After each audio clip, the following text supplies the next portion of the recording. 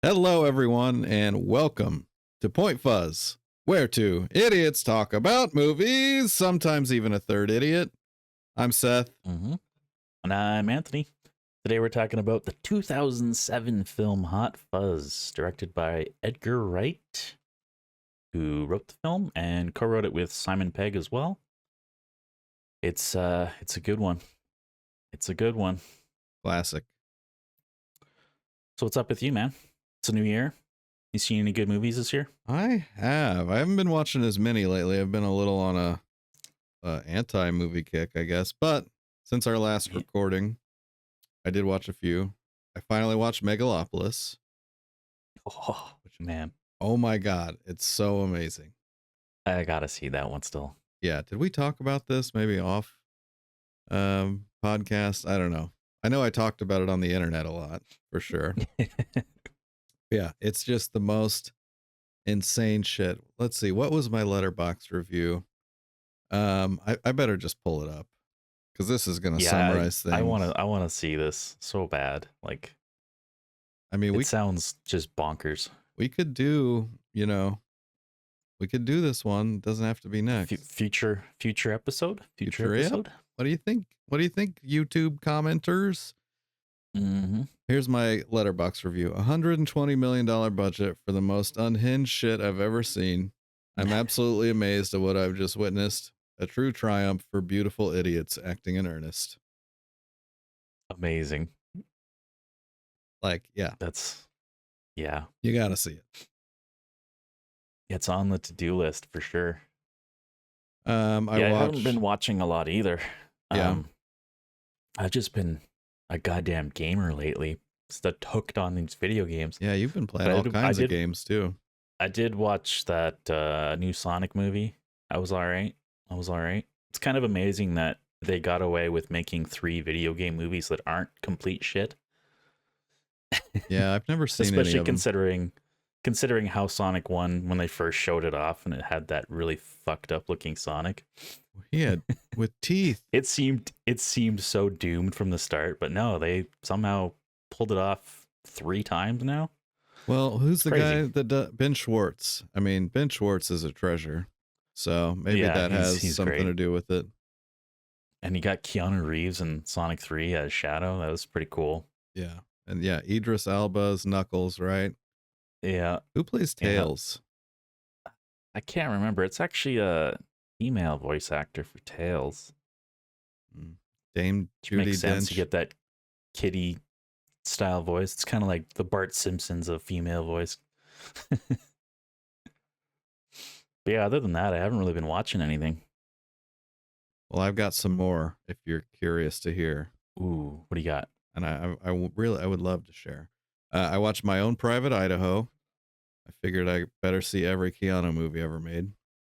Mm-hmm. So I'd heard things about it, but I didn't really know anything. It was like 1990, and I heard it was good. So it's River Phoenix and him. Turns out they are male prostitutes. So yeah, it's like super dark, but also kind of whimsical. And so yeah, River Phoenix's character is like super troubled. He's gay. Keanu is like a trust fund kid. He's not gay, but he's, has sex with men for money. And like there's just like they're traveling all over the country and they end up in Europe, and it's like it's amazing. It's really good. Wow. Yeah. So recommend it if you're looking for it. I have not seen that one. That one came out pretty early in Keanu's film or acting. Yep. Right? Is that before or after Point Break? Before. I think Point Break was 91. But yeah, and River Phoenix was in Point Break too. So. Oh yeah. That's funny. Yeah. So yeah, that was great. I did watch Escape from New York. I'd seen Escape from LA a long time ago, and I was like, it's on my watch list. Yeah, I haven't seen those either. It was okay. Just okay. Yeah. It's very old. It was like 1983 or some shit. I don't know. Yeah, there's so many 80s films that I just haven't seen. There was so much action back then. Yeah. I mean, at least this one's, kind of oddball stuff. But hey, speaking of action, did you want to talk about Hot Fuzz? No, I want to talk about one more movie quickly. Okay. One more. And then we'll go super fast.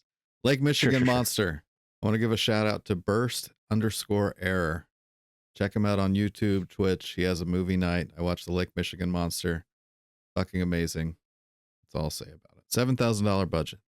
Amazing. All right, now we can go on. Crazy. All right. Hot Fuzz. Yeah, so time to read the synopsis, as we always do. Take a stab at it. The drug ecstasy is flowing into Miami, and the police want it stopped. Police Detective Marcus Burnett, Martin Lawrence, and his partner, Mike Lowry, Will Smith, are just the men to do it. They track the drugs to a Cuban smuggler, Johnny Tapia. Jordy, who is also involved in a bloody war with Russia and Asia.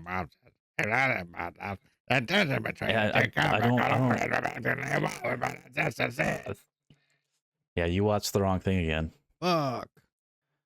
You watched Bad Boys 2, I think? Or was that Bad Boys 1? That's Bad Boys 2. Which I was hoping to actually watch before this, as well as World's End, but accomplished neither. I've never seen Bad Boys 2. I've seen Bad Boys 1.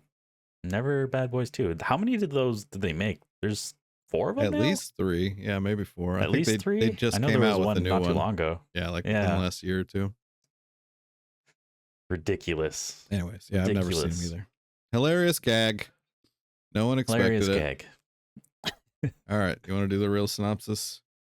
Hot Fuzz, actually, what do we got here? Hotshot police officer Nicholas Angel smells foul play when the residents of sleepy Somerset Village start to die in seemingly terrible accidents. Something is afoot, and he must work with daft local plod Danny Butterman to find out what. That's a hell of a synopsis there, jeez. He's so daft. Daft local plod. That's so mean. What does daft mean? Is that just dumb? Yeah, pretty much. What's plod? That just seems rude. I don't know what it means, but it's rude. Makes me think of plop. So maybe it's like a fat thing. I don't know, which I'm offended by. Being a fat. I'm hurt. Being a fat plop.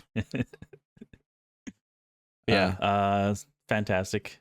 What a cast. So we got this crazy cop played by Simon Pegg. Nicholas Angel. The local plod Danny Butterman is played by Nick Frost. So if you've seen Shaun of the Dead, you will recognize this duo. And hopefully you've seen Shaun of the Dead. Hopefully. One of my favorites. Yeah, this movie is right after Shaun of the Dead. They had like full reign to just do whatever they want because Shaun of the Dead was just such a hit right away. Yeah. What a classic. Yeah, we got, and then the list of like a lot of these people you may not know them by name, but they're like famous British actors. So yeah, Jim Broadbent is Frank Butterman, Timothy Dalton, James Bond, Simon Skinner, Bill Nighy. Is that how you say it? It's Police Chief Inspector Kenneth. So he was the dad, his stepdad in Shaun of the Dead. Yeah. Which is one of the best characters ever. Very short-lived. Martin Freeman in this one as well. Mm-hmm. Get some Martin Freeman. Bilbo Baggins. Yeah, the blockbuster Hobbit franchise. Oh god. Yeah. I tried to watch the first one. I got like 20 minutes in. I was like, I cannot do this. It's so bad. Yeah, you ain't missing much with the Hobbits. We also got Steve Coogan. The Cougs. Another uncredited as well. There's a few uncredited people in this movie. There's a lot of people popping up. Oh yeah. Got Stephen Merchant in there as well. I think he is credited though. Yep. Piss Taker. The Swan. Yeah. Swans. Yeah. And then a bunch of others that are in there too. Sure. You get Santa Claus very briefly stabbing Nicholas Angel at the start. That's Peter Jackson. Yep. Kate Blanchett's in there, but you can't actually see her face. You see those peepers though. Yeah. Beautiful peepers. Oh man, she's a pretty lady. Pretty. Makes me want to watch Borderlands. And that's No, don't. She's got that red hair. She looking Oh, sexy. man, what a disaster of a movie that was. Yeah, have you seen it? Borderlands is really bad. It's really bad. You watched it? It's so bad. I think it's probably my lowest rated thing on Letterboxd right now. Oh wow. It's awful. Just Yeah. awful. I heard the best reviews were like, it's something to watch. I think that's what Red Letter Media was saying. Pick something else. Yeah. Watch Faces of Death. You guys have that in Canada? Yeah, Is that a thing? I think that showed up here. Okay. Is that a thing? Let's do an episode on that. Yeah. That'll be a fun one. Yeah, I'm sure YouTube would love to talk about that. So But anyways, yeah. That's the main folks in the movie. Yeah, and I did watch some behind the scenes stuff, like they have a We Made Hot Fuzz little featurette, and I listened to some of the director's commentary and stuff. So yeah, so this is obviously a satire on American cop films, which they reference many of them in the movie, directly or indirectly. Yeah, some are very directly. And it's also a response to English gangster films. So they wanted something to, put the limelight back onto the cops, because all the English movies that were coming out that were like this were the gangsters were basically the good guys, So, right. I thought that was there's a lot neat. of emphasis on the police's side of the story in this. Yeah, and the paperwork. Don't forget the paperwork. The actual stuff that they do. Yeah.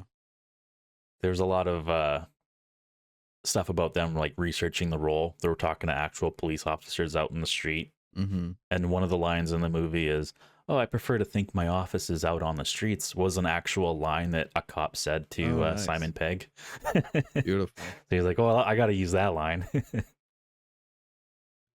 Yeah, and I think the paperwork came up a lot with the police officers too.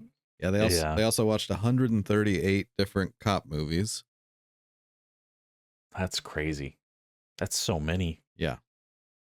I've probably seen 10 in my whole life. Yeah, right? Nah, it has to be more than that, right? Let's see. Yeah. Story goes. Starts out with introducing Nicholas Angel, who's just this amazing London cop. He's got awards and like everything you could imagine. Incredible arrest record, all this stuff.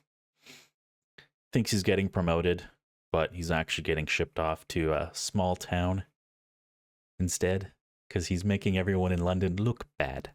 Yes. He has like 400% higher arrest rates or something. Right. So yeah, and then they bring in they keep bringing in the next level of brass. Yeah. To kick it up. Yeah, and then he turns around and the team's got a banner saying congratulations. They don't want him there. And so he's in the process of losing his girlfriend while all this is happening too. Yeah. And she's dating one of the other guys on the crime lab. Yeah, because he was already married to the Force. Yeah. And he's in love with his Japanese peace lily. Right. Which I think that's the only thing he brings with him on the trip to the town. Yeah. He's got his little plant in his lap on the train and stuff. That's a fun scene, the whole traveling to a different place. Mm-hmm. It's very jarring. A lot of cuts. You get a lot of Edgar Wright-ness in here. Sure. And that which I really like. The whole movie. Yeah, you've said that's a big thing what kind of drew you to this was a lot of the way they film things and edit it as well. Lots of physical, like visual comedy within just the cuts of everything happening. Yeah, and I think it was in the commentary, he was talking about how someone said something about how he stole that from Guy Ritchie. He's like, no, I stole it from I stole it from Martin Scorsese, and Guy Ritchie also stole it from Martin Scorsese. Oh, that's great. Well, he made it his own, that's for sure. Yeah. Edgar Wright's pretty brilliant, I think. Well, again, he was doing it with things like the traveling scene and the paperwork. So, you know, he used it as a trope throughout It's the so entire. intense. Yeah. Yeah. The most intense paperwork you've ever seen. Extreme close-ups of the pen hitting the paper. Mm-hmm. But yeah, he gets to the town. He's told that, you have this wonderful cottage. Oh, no, by the way, it's not ready. You got to sleep in this hotel. You get this scene of him entering the hotel, and it's very ominous. Talks to the old lady. Is that where Schism and all yes, that? yes. Yeah. Hag, Egg. which both come back later. So yeah, lots of foreshadowing, whether through dialogue or through things you see in the background. A lot of callbacks, essentially, recursion as well. Not to spoil it, but everything that's in the front half of the movie is like directly referenced in the back half of the movie. It all wraps together. Even like weird throwaway lines just end up being something later on, which is kind of amazing for rewatchability, because you can rewatch this movie and be like, oh, I never noticed that. Oh, I never noticed that. There's so many things. I've watched this movie like, I don't know how many times, like easily 24 at least. Oh, wow. Okay. Yeah, I love this movie so much. I think I'm up to there's always things. Yeah. There's always things you notice. And it's just like, oh, that's cool. I think one of my favorite ones is like Alfred Albertson or whatever. The little Aaron kid. A. Aronson. Yeah. They're talking. We just start the calling first name people in up in the phone book. Yeah. And you see the little kid later on in the movie. Yeah. What's your name, kid? Aaron A. Aronson. And he's just like, wait, what? Yeah. Which you actually exist in the phone book? What the hell? Less subtle, but still very funny. Yeah. Yeah, it's funnier than I remember it being. Like I always liked this movie, but I think I like Shaun of the Dead more. So I think I just in my memory I didn't remember it being as funny. But yeah, I was doing quite a bit of knee slapping. Some good knee slappers.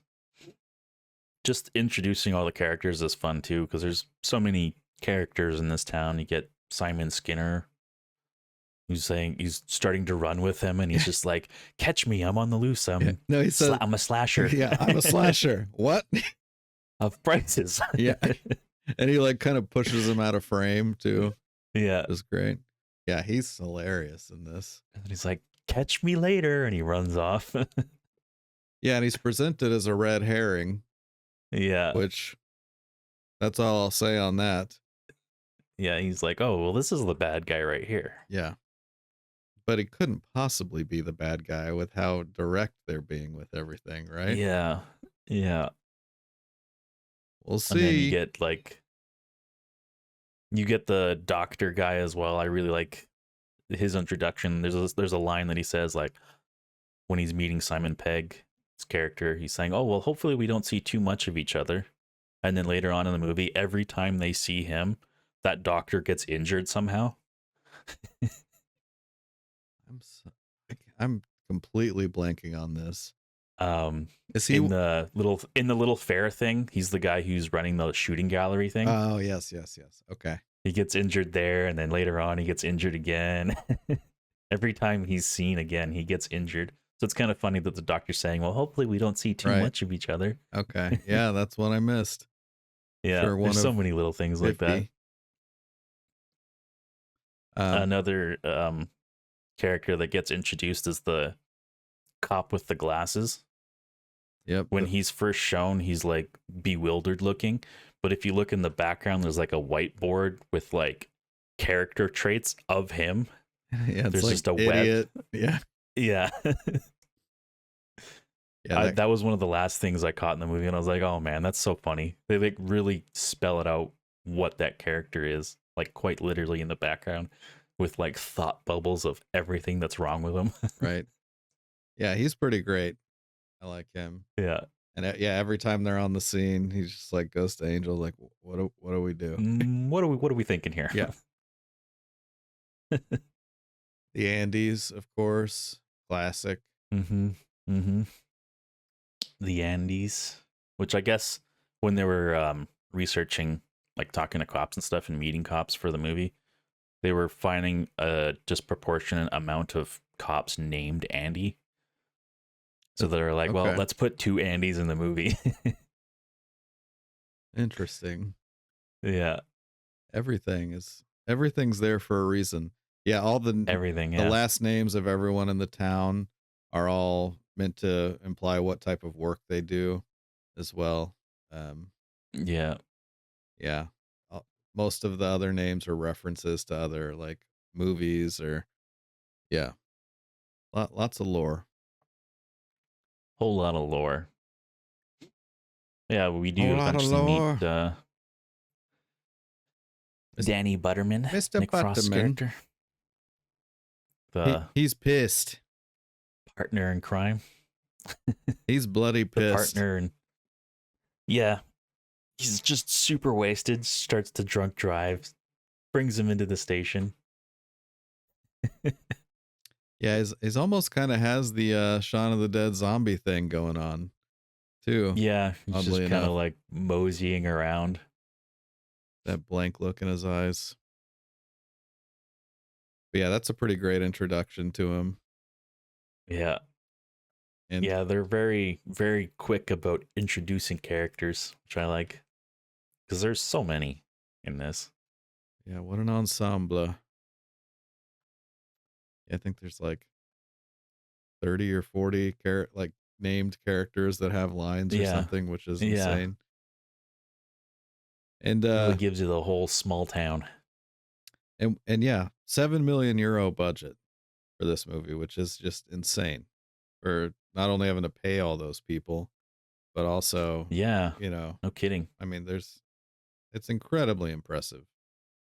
And it grossed 80 mil, dollars. Damn. I don't know what the euro conversion is on that, but Yeah, I'm not sure. That's a lot. Wow, yeah, 80 million. worldwide. Shit. Yeah, I don't know if that's factoring in, you know, DVD sales and stuff, but I would think probably. That's crazy. Who else we But got? yeah, eventually, Nicholas Angel's working with them. They're all teasing him for being this hardened London cop. Like, oh, why are you wearing your stab-proof vest? No one's got knives here. Everyone's got guns out here. It's like, who's got guns? Farmers. Who else? Farmers' mums. Yeah.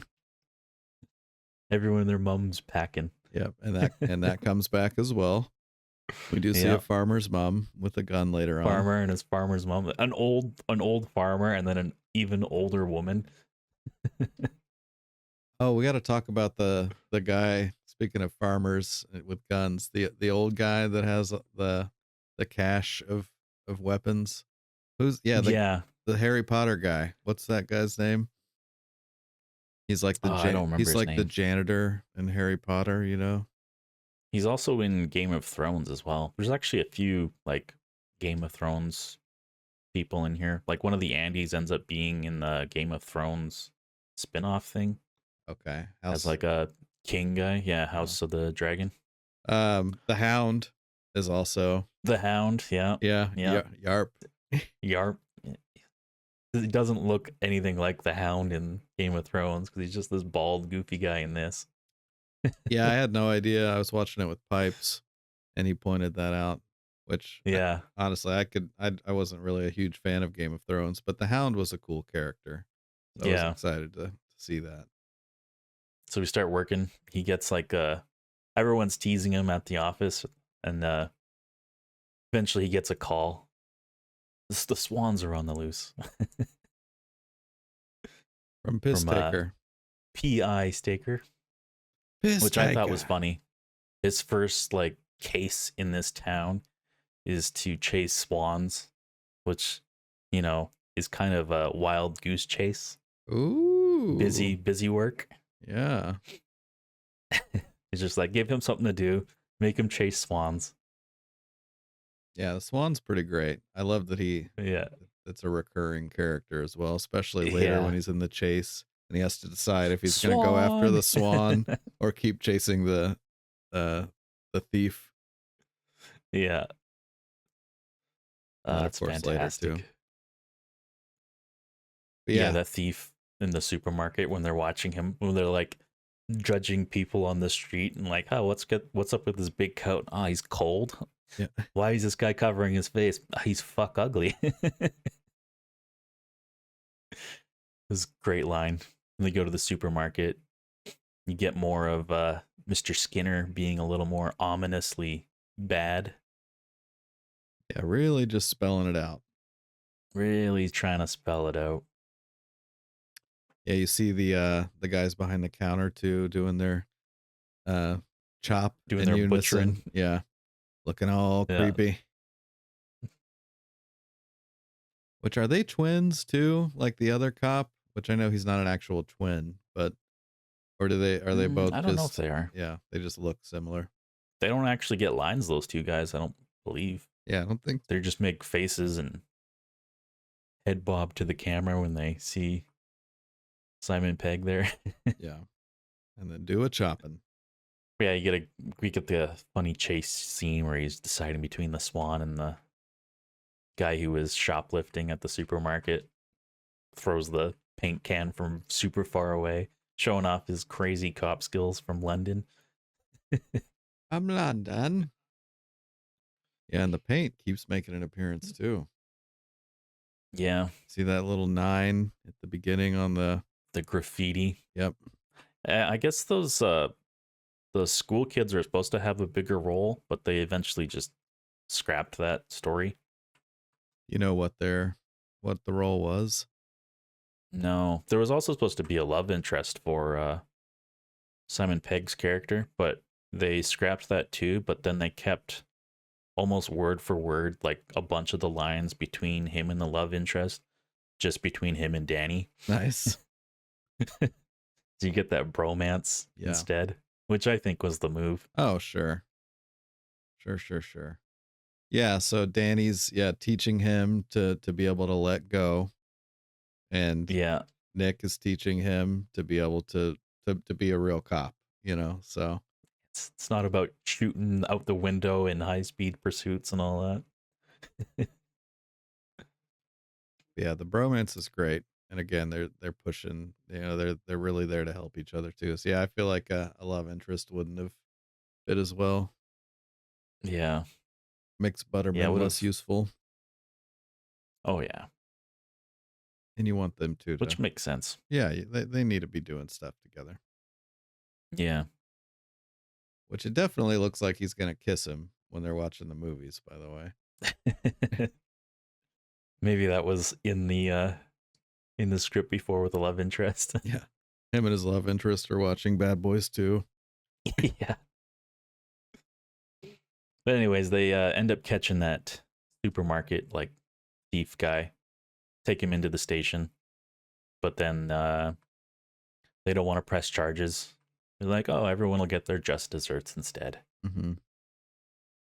So it's kind of like, huh, I arrested this guy who obviously committed a crime and no one wants to do anything. Interesting.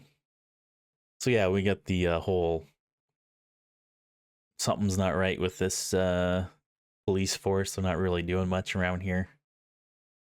Who's really pulling the strings around here? What's really going on?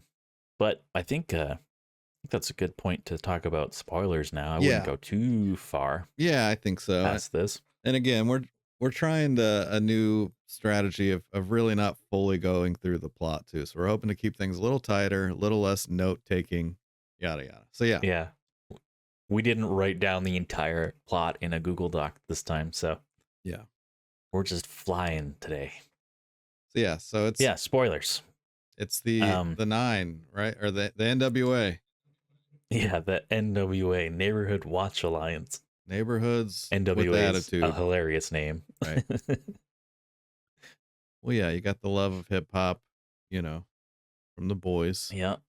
Yeah, a bunch of these accidents end up happening, but they're not actually accidents at all, of course. Simon Pegg's character is losing his mind over this. Everyone's just like, oh, murder.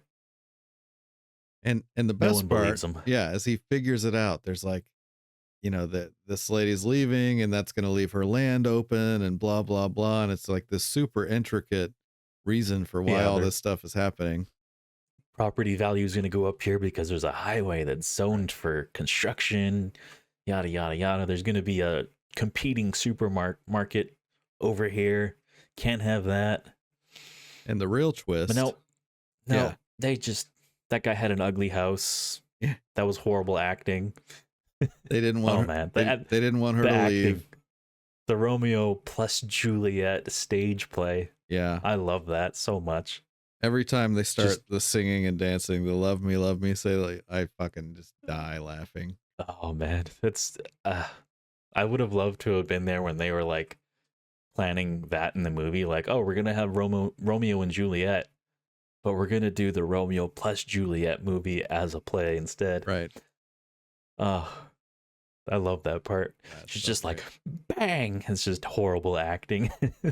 And the Except the kiss. the kissing. Yeah, they keep kissing as he's dead. Yeah, he's poisoned, but he's like leans up to kiss her some more. He's supposed to be dead.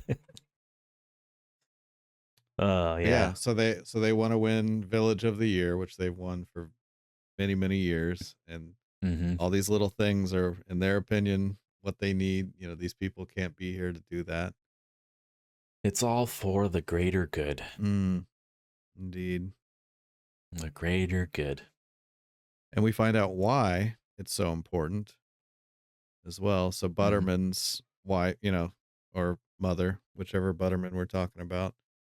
Apparently, so what happened? She killed herself after they didn't win, I think, there was some crusty jugglers and whatnot showing up in the town. They ruined the Yes. village that year for the judging.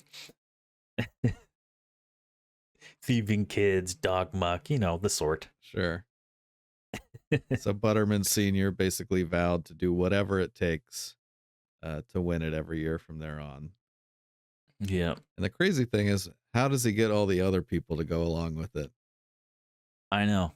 That's one thing that's not really incredible. addressed, but It's just a village of idiots. right.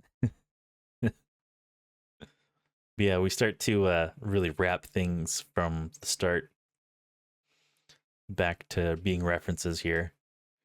I even love like when Nicholas Angel's first showing up in town, one of the women's like, take a look at his arse.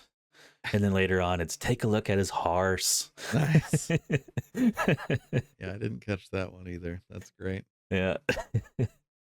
Yeah, the white horse, man. What a scene.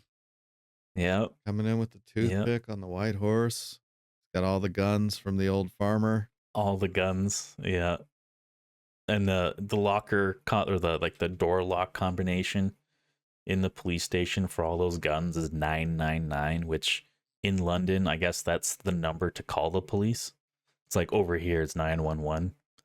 Oh, it's 911 in Canada too. Okay.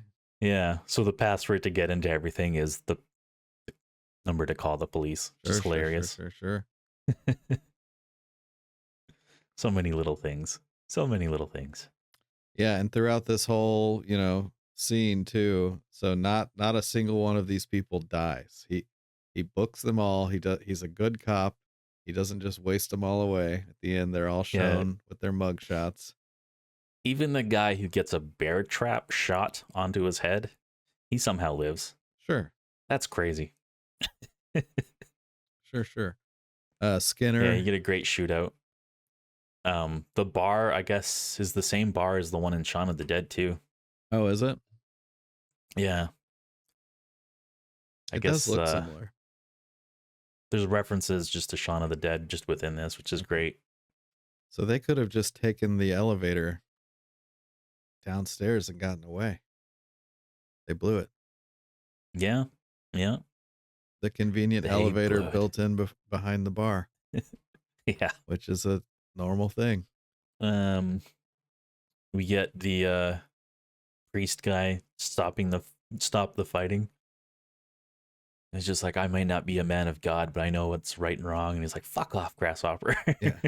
Pulls out his little guns from his sleeves. I love that. I love the priest guy. Yeah, he's fun.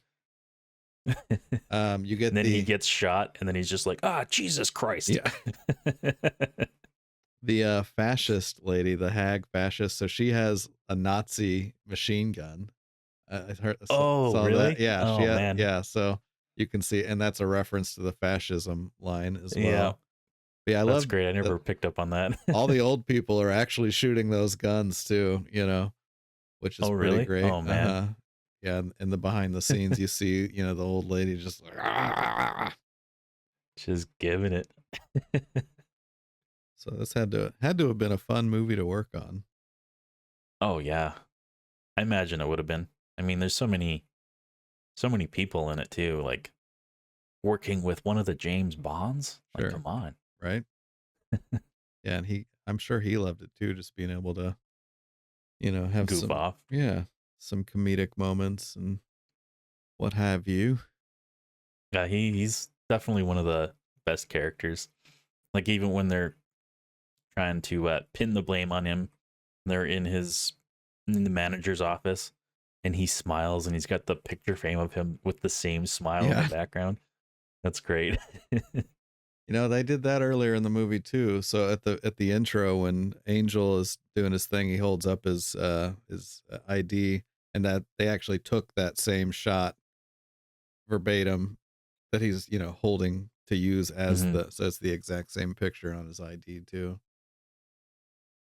Good visual gags. Sure. But yeah, Yeah, they break into the supermarket. They got the fuckload of cutlery guys just throwing knives and shit in the supermarket. That's great. And then he gets hit with the bolognese sauce, and he's yeah. screaming. He's like, "Ah, Andy! Oh no, it's just bolognese." Some great lines. Oh man.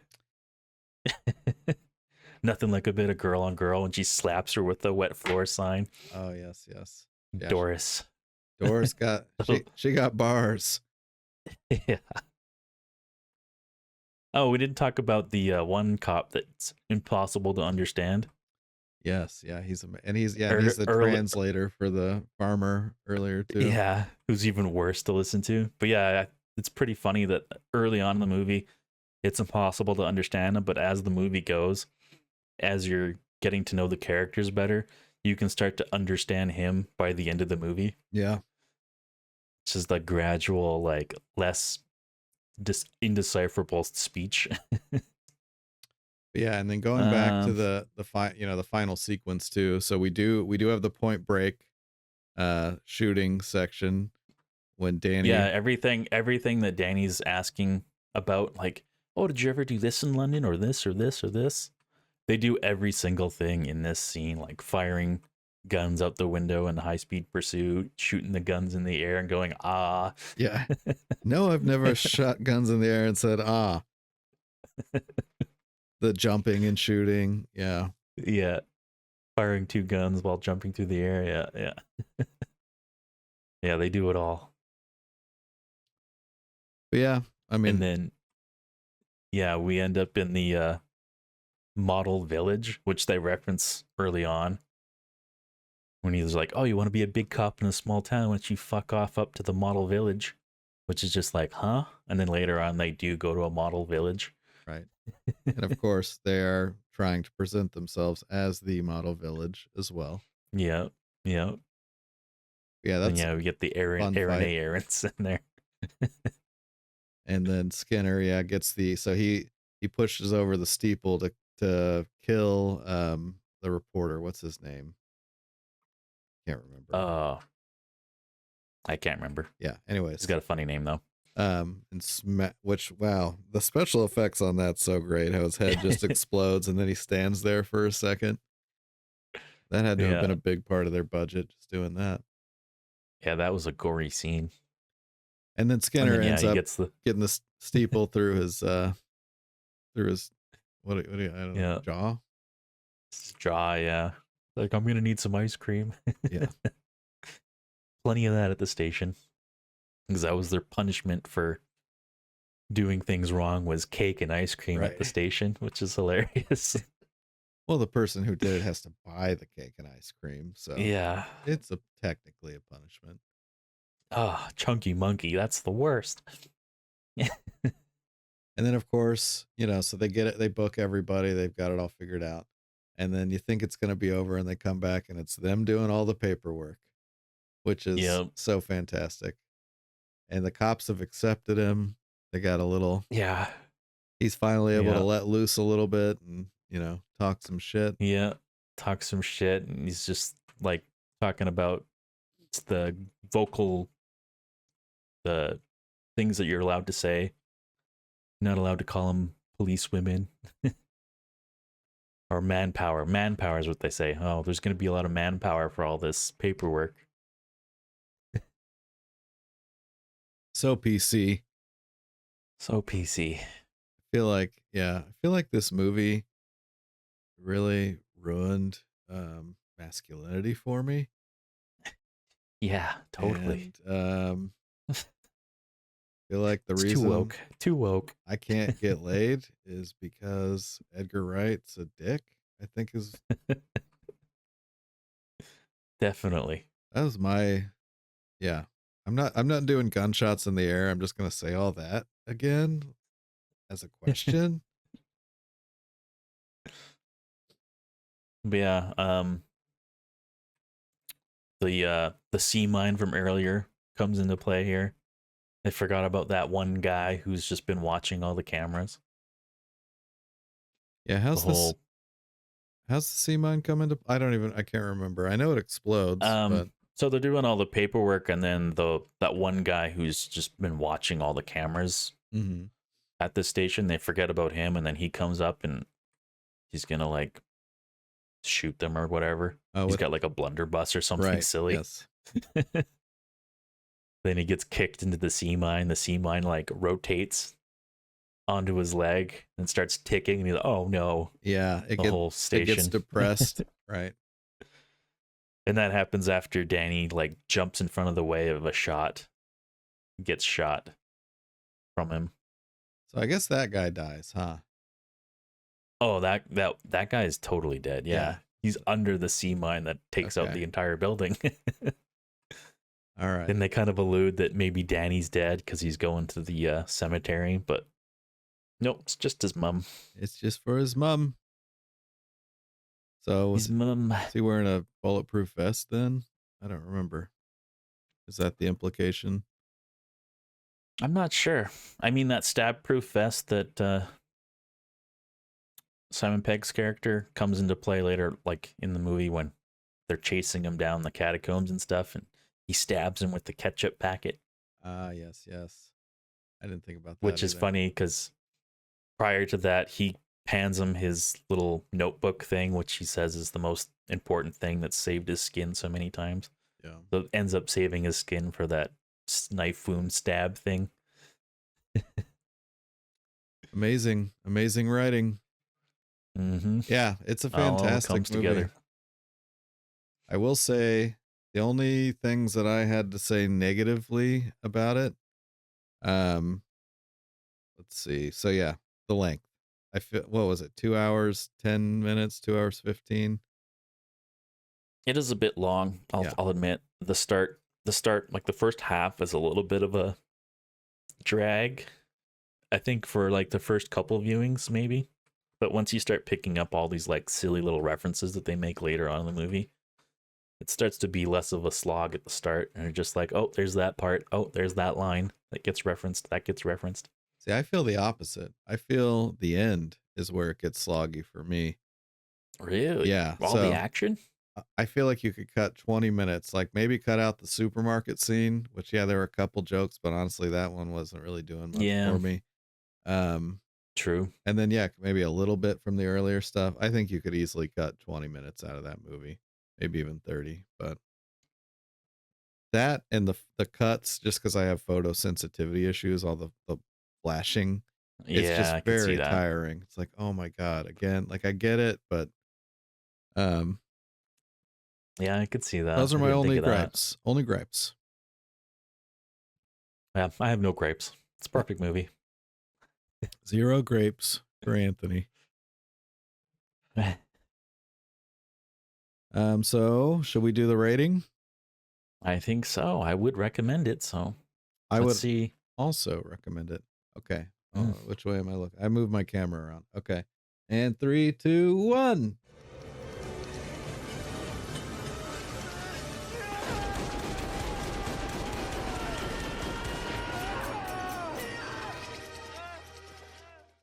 Wow, what a rating we did. We did I a think it looks the wrong rating. way. Yeah, that's fine. So I gave it 4 stars. And you gave This is a 4 5. gunshots and a 5. So 4.5. If I could give it 6, I would. You know, it's the best. And I think I would have given it 4.5 if it didn't feel like it lasted an eternity. That was the real deal breaker for me. Every time I watch it, I'm like, Jesus Christ. It's just, it feels like it never ends. Yeah, I suppose. I mean, this movie keeps me awake the whole way. That's for sure. Yeah.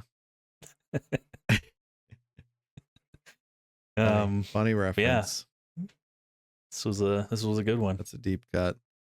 I still need to watch World's End. I was hoping I could give some perspective on that, but unfortunately I just wasn't able to get it done. You've seen that, right? Yeah. So the Cornetto trilogy with Shaun of the Dead, Hot Fuzz, and then World's End.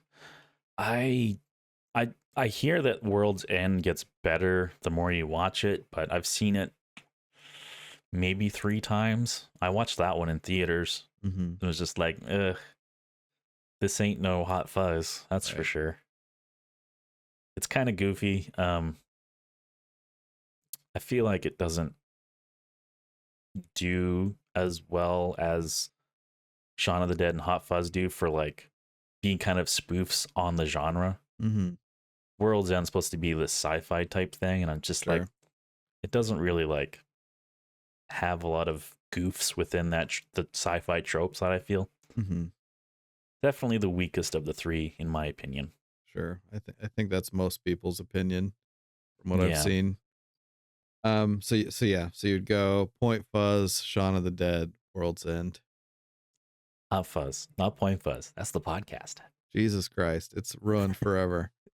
It is. Point Break. Whenever I want to say Point Break, I say Point Fuzz now. Yeah.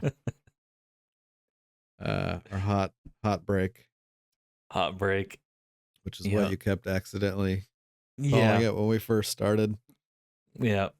But yeah, I will watch that. Maybe for the next episode, I'll give my opinions on World's End. And That'd of course, be good. Speaking of next episodes, we just decided. What are we doing? We just decided. What are we doing? Hundreds of Beavers. A movie I'm dying to see. Heard a lot of good things. The indie small budget movie. Yeah.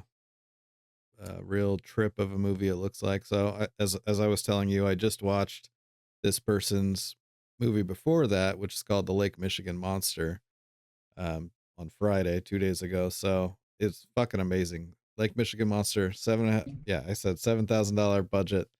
And I gave it 4.5 stars on my Letterboxd review. So I might have to check that one out too. Yeah. After Hundreds of Beavers. So I'm hopefully we can get a guest on. I think that's the plan here. Yeah.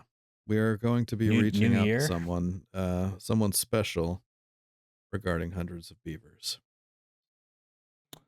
I think we're catching our stride on the podcast here. We've covered our favorite movies now, so it's time to get a third idiot on. Yeah, and time to watch some new movies and expand. Yeah, we want to watch different types of movies. Let's have some fun, you know? And if anyone's got recommendations, or maybe there's a friend of the podcast who, wants to be a future guest, let us know.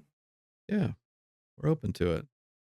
Unless we're not. We're open. Yeah. Unless we just completely ignore you. Yeah, unless you've misrepresented our friendship. Yeah. When we let the podcast go to our heads and we're just too good for you, we'll just ignore you. But yeah, make sure to like and subscribe, all that bullshit. It would be nice to keep growing. We're gonna get things rolling again. Should be back here in a couple weeks or so. Yeah. Yeah, I think so. Slap some comments too. Just put the greater good. Let's see a bunch of those in the comments. That'd be pretty funny. Maybe talk about how woke this movie is. Yeah, totally. Maybe yeah, just go with that. That whole line of thinking. Do that. All right, that's Do the all. things. That's all I got. You got anything else? No, that should be a wrap. All right, thanks everybody for checking us out, and we'll see you on the flippity flip. Peace.